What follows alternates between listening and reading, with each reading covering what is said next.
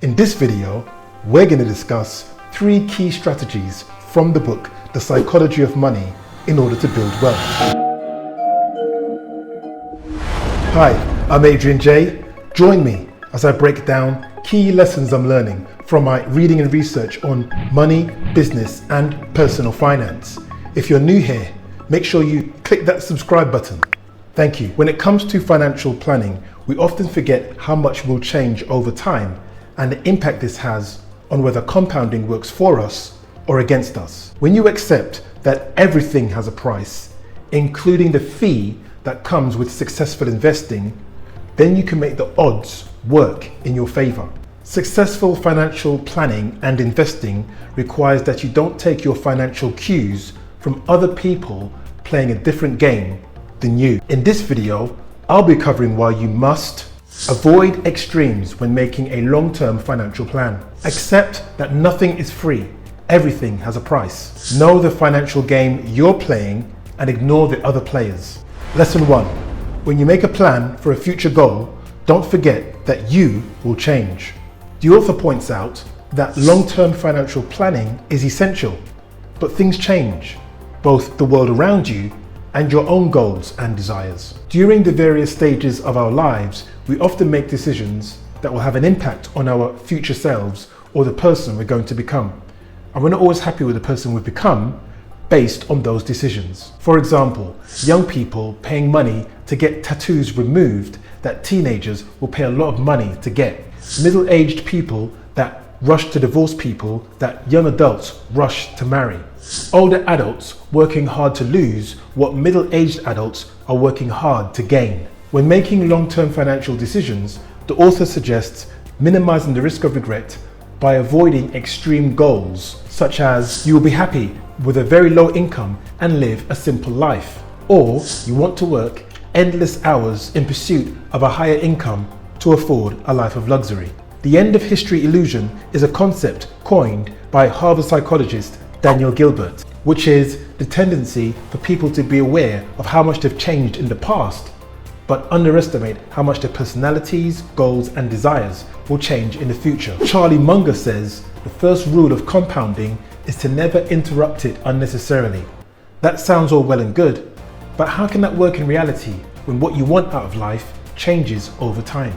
People like Warren Buffett, who keep doing the same thing for decades, have become successful because of that reason. But for the rest of us who haven't had an 80-year lifespan of doing the same thing over and over again, how can we make financial plans without the risk of not being able to afford retirement or not being able to spend time with loved ones? In order to mitigate this, we need to aim for a healthy balance to avoid extremes by moderating our approach to long-term financial planning in order to reap the rewards of compounding in annual savings, free time, and time with family. We should also accept that our minds change over time, and the sooner we accept that reality, the easier it will be to not fall into regret with a poor financial outcome. Financial goals that no longer fit with the person you are now should be scrapped and replaced with where you currently are in life, which is more achievable and realistic. Lesson 2. Nothing is free. Everything has a price. Everything has a price, and the key to a lot of things with money is figuring out what that price is and being willing to pay it. You have 3 options when choosing an investment strategy. Pay the price, which is the fee of volatility and upheaval. Find an asset with less uncertainty and a lower payoff, or you can attempt a Grand Theft Auto. Try to get the return while avoiding the volatility that comes with it. Like everything worthwhile in life, successful investing demands a price, but its currency is not dollars and cents or pounds and pennies.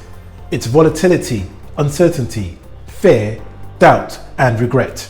To quote a famous motivational speaker, you can't get out of life alive. If you want an 11% annual return over the next 30 years so you can retire in peace, does this reward come free?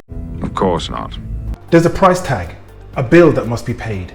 In this case, it's the never-ending risk from the market that gives big returns and takes them away just as fast. The author states that many people in investing choose the option of forming tricks and strategies to get the return without paying the price. The price of investing feels like a fine, which is supposed to be avoided. Normally, you're supposed to make decisions to avoid paying a fine. If you watch your wealth decline and view that as a fine, you're going to try your hardest to avoid future fines.